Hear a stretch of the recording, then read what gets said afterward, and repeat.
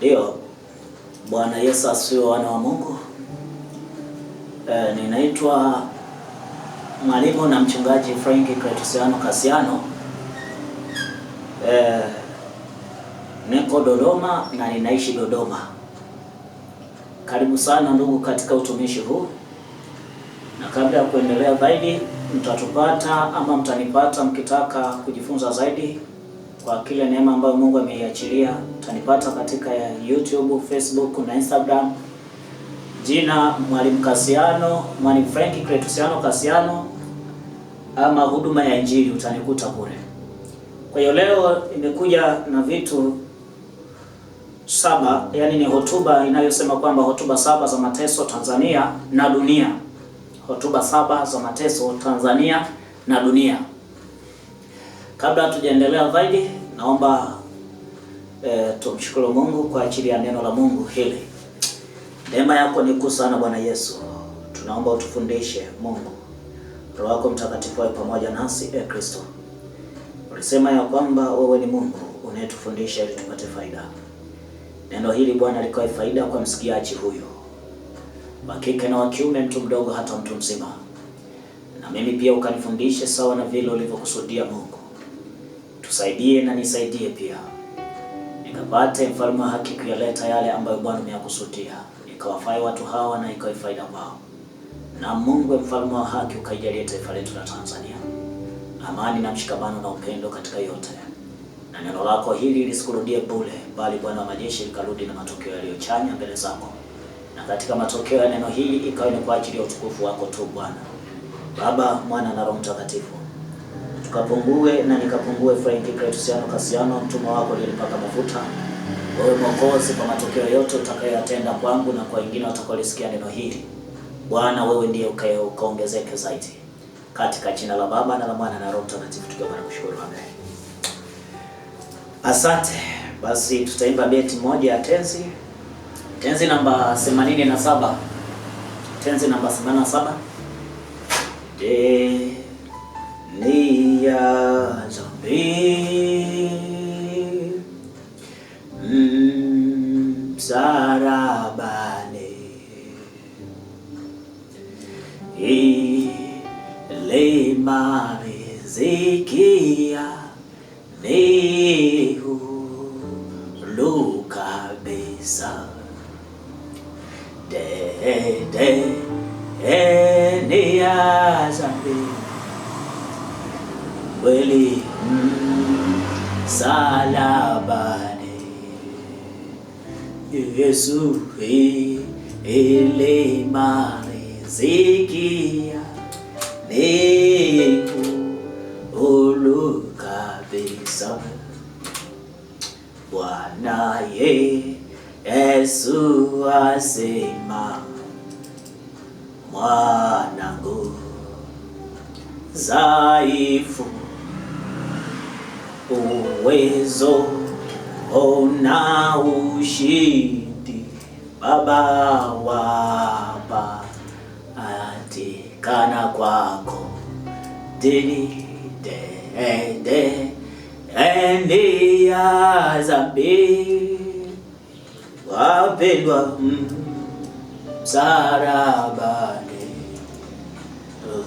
Yesu ile riziki ni huru kabisa. Dunia zambi kweli msalabani, ile riziki ni huru kabisa. Mungu akubariki sana. Asante kwa ajili ya tenzi hiyo katika Bwana. Namo ni wengi mmekuwa mkiuniuliza nalipotoa muhtasari wa hotuba 7 za mateso Tanzania na dunia. Sasa ninaposema hotuba 7 za mateso Tanzania na dunia, hii issue sio ya Tanzania tu. Mateso yanayotokea Tanzania ni issue ya dunia nzima, ama ni mambo ya dunia nzima, na hiki ni kipindi cha utawala wa Kristo. Bwana Yesu atusaidie na Bwana Yesu atukuzwe. Wewe unayenisikia, miaka 1000 ya kipindi hiki ni miaka ya utawala wa Kristo tulicho nacho. Kwa hiyo na mateso yote yanayotokea Tanzania katika nyanja zote ambazo ninazizungumza hapa, ndugu yangu, sio Tanzania tu, ni dunia. Hii ni swala la dunia nzima. Kwa nikiwa na hudumu hapa, ninahudumu dunia nzima. Na ndio maana mbele yetu natuona tuko zaidi ya bendera moja ya kwetu ya Tanzania, ni kwa sababu ni issue ya dunia nzima. Na Tanzania ni mlisi wa taifa letu la Israeli, na taifa letu la Israeli ni ubia mkubwa sana kiroho na taifa letu la Tanzania. Kwa hiyo litambue hilo tangu sasa. Hii bendera iko juu ya mlima Kilimanjaro, hii bendera iko juu ya mlima huko Israeli. Lakini pia Tanzania tunayo zabibu duniani kote, lakini Israeli iko zabibu duniani kote.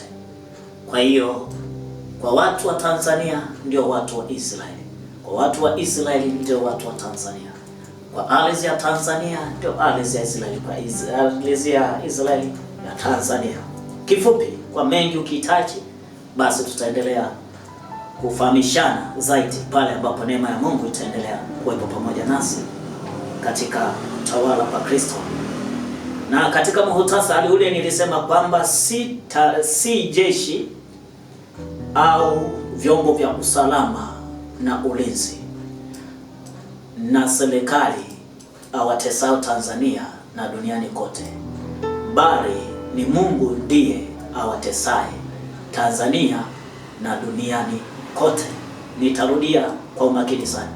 Si vyombo vya ulinzi na usalama, jeshi ama serikali iwatesao Tanzania na duniani kote, bali ni Mungu ndiye awatesaye leo Tanzania na dunia. Sasa hiyo ndio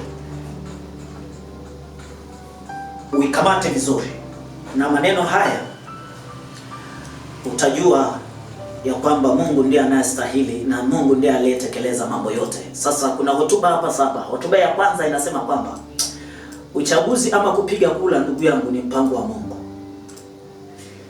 Uchaguzi pamoja na kupiga kura ni mpango wa Mungu ama ni hitaji la Mungu. Leo hii nimetumwa na Mungu katika hotuba hizi 7 za Mungu. Ni sawa na vitasa 7 vya Mungu ambayo ni mateso kibiblia. Sasa hivi vyote ninavyopita huku vimewasukumba watu, na ndio maana Mungu katika neno lake inasema kwamba Yohana sura ya 3 mstari wa 17 anasema ya kwamba kwa maana Mungu hakumtuma mwana ulimwenguni kuhukumu ulimwengu, bali ulimwengu uokolewe katika yeye. Sijaja kukuhukumu wewe, ila nimekuja kwa ujumbe wa Mungu wa kukuokoa wewe ambaye unateswa kipindi hiki na unahangaishwa na unaumizwa. Sasa anayekuumiza sio serikali, sio jeshi wala vyombo vya ulinzi na usalama. Anayekuumiza ni Mungu. Kwa nini anakuumiza? Sikiliza kwa Mungu. Umeiacha njia ya Bwana, rudi. Sasa nakuja kwenye eneo hili. Uchaguzi na kupiga kura ni mpango wa Mungu ama ni hitaji la Mungu. Kwa nini ninazungumza hivyo? Kuna sababu hapa.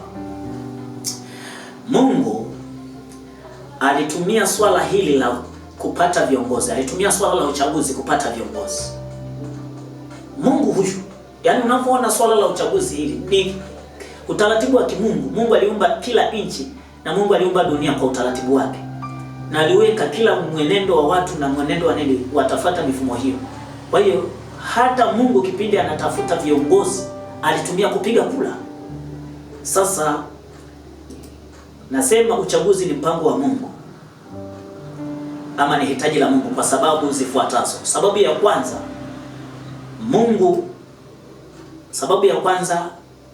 Mungu alitumia swala la kupiga kura ili kupata viongozi, ama sababu ni kupata viongozi. Hata Mungu ndivyo alivyofanya.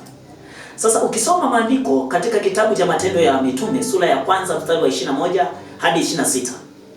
Ukisoma maandiko, hii Biblia ndugu yangu nalitambulisha, hii hapa ndio mwongozo wa watu wote. Hii Biblia ukisoma maandiko, Matendo ya Mitume sura ya kwanza mstari wa 21 hadi 26, utakuta hapa kipindi Yuda katika wale watu 12,000, Yuda aliyemtenda Mungu dhambi, yani Bwana Yesu akamuonza, wakabaki watu 11. Lakini hapa baada ya Yesu kutwaliwa kule juu mbinguni, ilifika wakati Petro ndivyo aliyebaki na kanisa. Baada ya kubaki na kanisa, akatumia kanuni ya Mungu ya kuitisha watu. Baada ya hapo akaita watu ili wapige kura.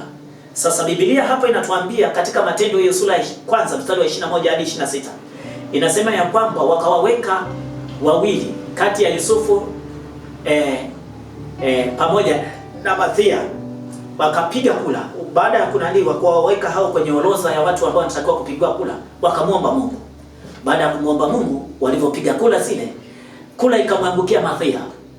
Huyo Mathia ndio akawa chukua nafasi ya Yuda aliyemsaliti Bwana Yesu, na wakatimia ile kundi la watu 12 sawa na makabila 12 ya watu wa Israeli, ndio wakaanza kuiongoza kanisa la Mungu aliloliacha na kuongoza watu ambao Mungu aliwaacha. Ndivyo ilivyo. Hiyo kanuni hata nchi zozote zile duniani zinatumia huu mfumo. Ni mfumo wa kimungu sana. Kwa hiyo mimi nataka nikwambie ndugu yangu, ikiwa Mungu alikuumba kwa mfano wake, inatakiwa uzifuate taratibu za kimungu. Nje na hapo, Mungu ataendelea kukutesa ama utaendelea kutumikia adhabu ambayo hiyo mwisho wake ni jehanamu ya moto. Kwa hiyo Mungu anakuonya leo, ndugu yangu, tambua kupiga kura ni mpango wa Mungu. Hii inatusaidia kupata kiongozi. Mungu akusaidie kwenye hilo. Unaweza kujiuliza eti kwa nini watu hawapo, hakuna watu ambao ninaweza nikawachagua ninaowapenda. Kuna wakati, sikiliza, kuna wakati kuna viongozi wanatoka kwa wanadamu kwa kupigiwa kura, lakini kuna wakati kuna viongozi wanatokea kwa Mungu pia kwa kupigiwa kura. Hilo litambue sana. Kwa hiyo ukiona hakuna mtu unayempenda kwenye orodha ya watu wa kupigiwa kura, kwenye orodha ya wagombea, nenda kapige kura, kwa sababu ni mpango wa Mungu ama ni hitaji la Mungu. Sio kwa sababu yuko unayemtaka. Hapana. Kupitia hivyo Mungu atakuletea mtu unayemtaka. Na itafika wakati unaweza ukaja kukiri kwamba Mungu nisamehe kitendo cha kupanga kuto kupiga kura siku zile.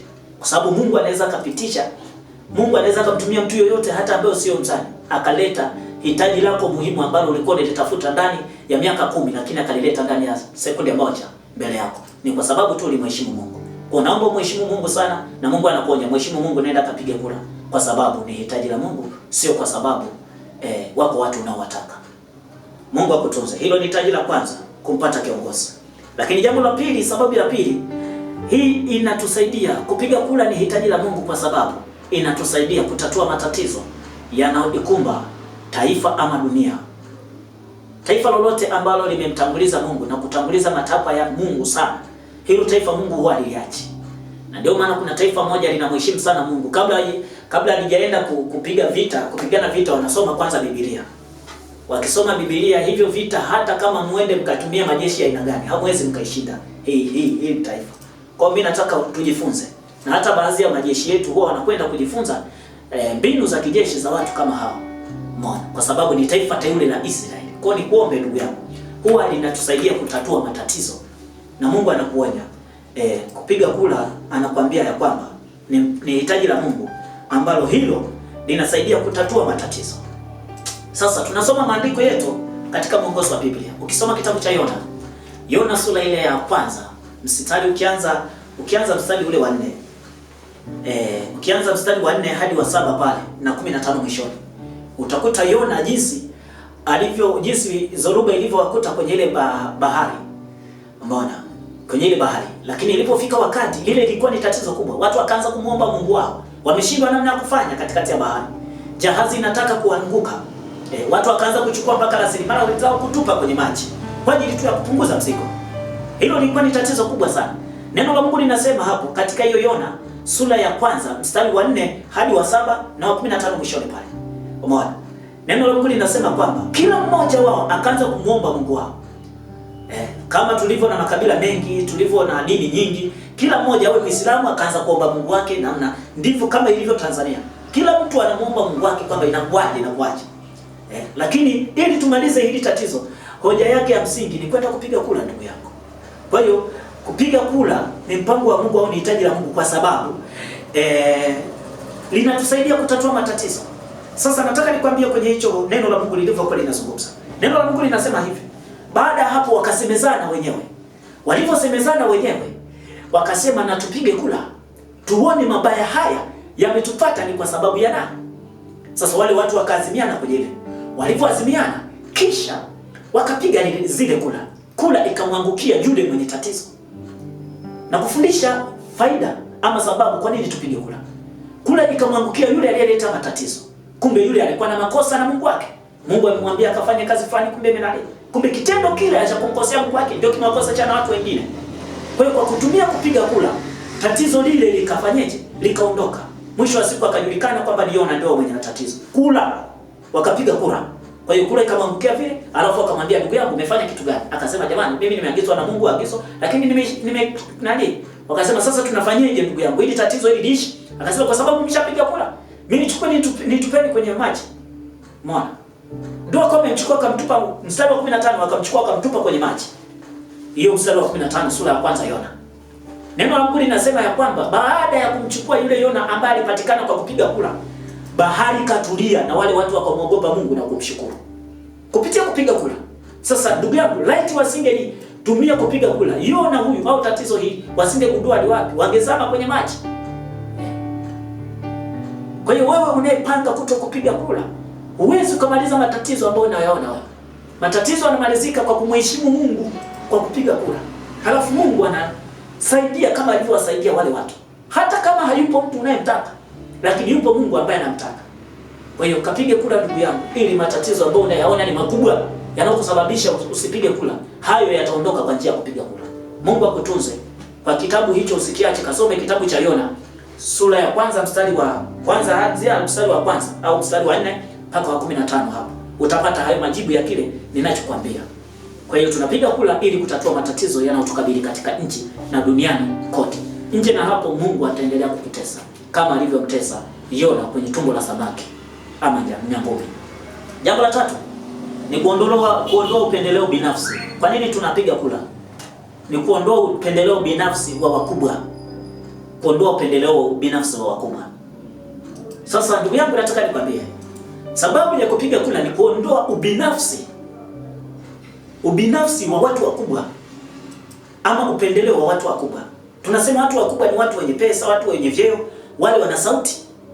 Kwa hiyo ikiwa kama kuna watu 5, 10, sijui wangapi wako pale, mtu anaweza kazungumza tu kwa sababu ana sauti, akazungumza kwamba mtu fulani akae.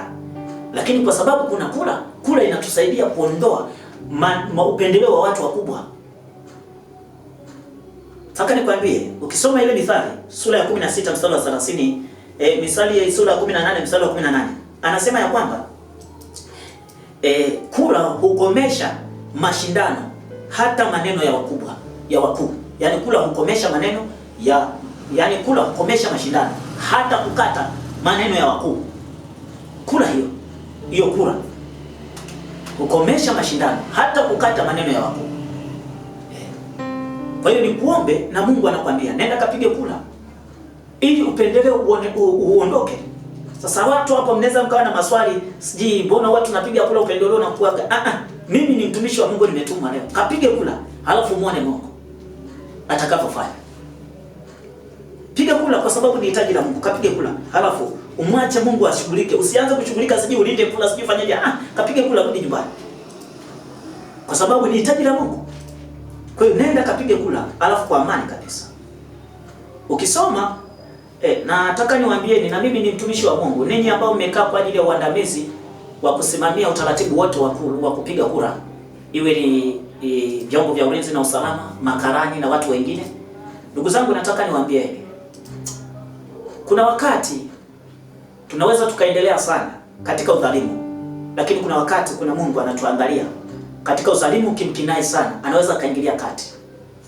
Sasa badala ya yule mtu kujuta ambayo umemwibia kula, lakini wewe unakuja kujutia baadaye.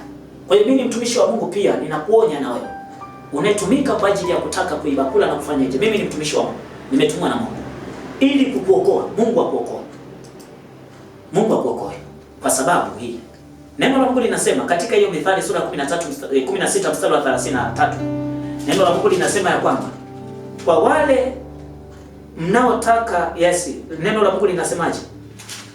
Neno la Mungu linasema kula hutupwa katika mikunjo ya nguo, lakini hukumu zake zote ni za Bwana. Sikiliza, kula hutupwa katika mikunjo ya nguo, lakini hukumu zote ni za Bwana. Kwa hiyo mimi ninaweza nikaja kupiga kula yangu, ndugu yangu, kwa amani nikarudi nyumbani, lakini ile kula yangu ukaichukua ukaenda kuitupa, ama ukaenda kuifanya chochote unachokifanya, ukachoma moto, ukafanyaje? Mimi ni mtumishi wa Mungu, ndugu yangu, ya kwamba ni kweli utazitoa, lakini hukumu ni ya Bwana. Kwa hiyo Mungu, hili ninanawa kwako, asije akanidai kwamba sijakuhubiria, kwa sababu ni uchaguzi tunauendea ya Oktoba tarehe 29. Kwa hiyo nikuombe ndugu yangu, fanya vile ambavyo Mungu amekukusudia. Mimi nimemtanguliza Mungu kwenda kupiga kura, na wewe nakuomba mtangulize Mungu kwenye hilo, na Mungu atakuwa msaada kwako, na Mungu yani kwa yoyote rais ama nani uliokusudiwa utasimama tu, kikubwa tutenda haki. Unaona? Kwa hiyo Mungu akukumbuke sana, na Mungu namuomba Mungu akusaidie katika yote. Mungu akusaidie sana katika yote, Mungu akusaidie. Kwa hiyo hapo nitaishia kwamba kuondoa upendeleo. Lakini jambo la 4 pia, tunapiga kula ili kupata haki ya ahadi kutoka kwa Bwana. Tunapiga kula ili kupata haki na ahadi kutoka kwa Bwana. Sikiliza nikwambie ndugu yangu, nyinyi ambaye mlikuwa na mawazo ya kutokwenda kupiga kula, uwezi mnakuwa na mawazo ya kutokwenda kupiga kula huku mkiwa mnadai haki. Haki ndugu yangu inapatikana kwa utaratibu wa kimungu. Haki inapatikana kwa utaratibu wa kimungu. Sasa utaratibu wa kimungu huu katika kwenye swala la kupiga kula, kunapatikana ahadi ya haki ambayo Mungu alikuahidia. Sasa sikiliza nikwambie. Nchi ya Israeli, Mungu alimwambia Musa akasema, hawa watu utawapeleka nchi ya ahadi, nchi ya Kanaani iliyojawa maziwa na asali, nchi nzuri kuliko nchi ile ambayo walikuwa wanatumikishwa huko kwenye utumwa, nchi nzuri. Lakini ilipofika wakati kijiti kikaingia Musa akamkabidhi kijiti Yoshua.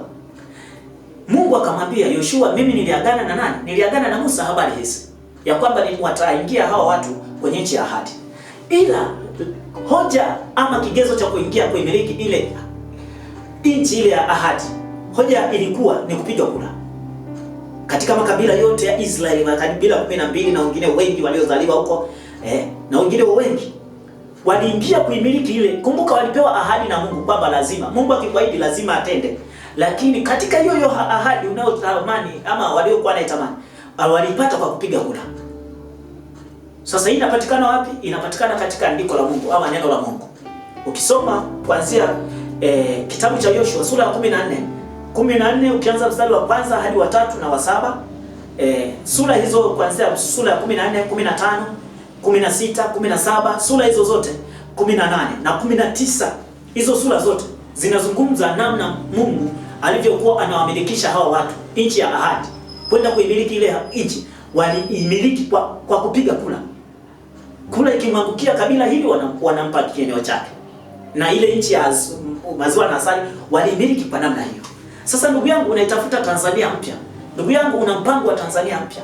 Halafu unaijino, yani unakiuka ama unadharau swala la kimungu. Halafu huyo Mungu ndio anatakiwa kuwezesha kuipata hiyo nchi ya ahadi aliyokuahidia unayoitamani. Sasa ili uipate Tanzania mpya, nenda kapige kula ndugu yangu, kwa sababu ni hoja ya Mungu ama ni mpango wa Mungu.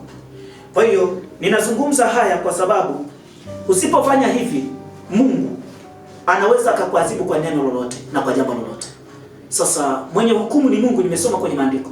Alina hukumu ni Mungu, sio mimi. Kwa hiyo mimi nimekuja, wanasema Waswahili kwamba mjumbe hauawi. Mjumbe hauawi. Lakini ndivyo ilivyo hivyo. Mimi ni mjumbe tu wa Mungu. Kwa sababu zisije nikadaiwa hizi habari Kwa hiyo ninakuomba ndugu yangu, na Mungu anakuambia nenda kapige kula siku ya tarehe 29 mwezi wa 10 mwaka 2025. Kwa hiyo sababu nyingine kwa nini tunapiga kula ndugu yangu, tunapiga kula ili kurahisisha huduma za kijamii ama kupata huduma za kijamii. Tunapiga kula ili kurahisisha upatikanaji wa huduma za kijamii ama kupata huduma za kijamii. Ukisoma maandiko kitabu cha Matendo ya Mitume, kitabu cha Matendo ya Mitume sura ile ya 6, sura ya 6 mstari wa 2 mpaka wa 7. Matendo ya Mitume sura ya 6 mstari wa 2 hadi wa 7. Pale utakuta kwamba ukianza hata mstari wa kwanza, sura ya 6 mstari wa kwanza, Matendo ya Mitume sura ya 6 mstari wa kwanza, neno la Mungu linasema ya kwamba wale wachanashara, yani wale ustanashara, yani wale wanafunzi wale watumishi wa Mungu ama wanafunzi ama watu wa Mungu walipoona kwamba wamesahau mahitaji ama huduma za kijamii kuwahudumia wajane, walisema haifai sisi kuendelea kudumu katika utumishi wa kimungu, lakini tumeacha kuwahifadhi wajane ama kuwahudumia wajane katika huduma hizi. Kwa hiyo wakaitana, wakasema jamani, sasa wakaita baraza, wakasema sasa jamani, tuchague uongozi, tupige uongozi hapa ili tu turahisishe huduma za kijamii kupatikana, watu wawepo wa kuweza kusaidia kusimamia huduma za kijamii. Ndipo wakapiga kula, wakaweka watu 7, wakapiga kula pale. Kuanzia huyu Nikolai mwongofu mpya wa Antiokia, watu 7 walichaguliwa, mpaka Stefano waliojawa neema na roho wa Mungu na Roho Mtakatifu. Baada ya wale watu ndipo kanisa likaendelea kuzidia. Neno la Mungu linasema Mungu akazidi kulizidisha kanisa. Kwa siku watu wakazidi kuokoka. Watu 3000 kwa siku. Huduma za kijamii na vitu walifanya kwa shirika. Yaani kila kitu kilifanyika vizuri na watu walifurahi sana namna ya kumtumikia Mungu. Neno la mwisho linamalizia pale, anasema hata Wayahudi na makuhani waliamini ile imani. Kwa sababu gani? Walipiga kula ili kurahisisha nini? Huduma za kijamii kupatikana. Kwa hiyo ndugu yangu, unayetamani kwamba huduma za jamii sijini na nini, nenda kapige kula. Hayo mambo mengine yatakuja tu. Kwa hiyo nakuasa sana, kapige kula tena kwa amani.